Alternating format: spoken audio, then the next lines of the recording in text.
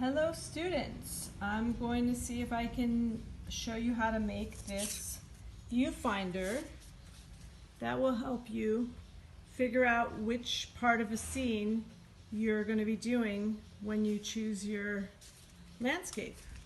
So it's one thing to look at a whole landscape, and it's another thing to decide what goes in your picture and what stays out. So it might be, you might want to check like, oh, what does it look like with more of those green? What does it look like with less of it?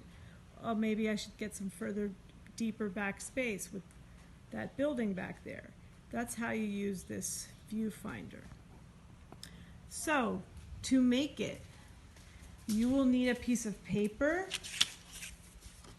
This is a bit stiff. It's nice if you had some card, but you can use regular copy paper as well. I made this one 9 centimeters by 7.5. It doesn't have to be perfect, but the square inside should match the proportions of your notebook.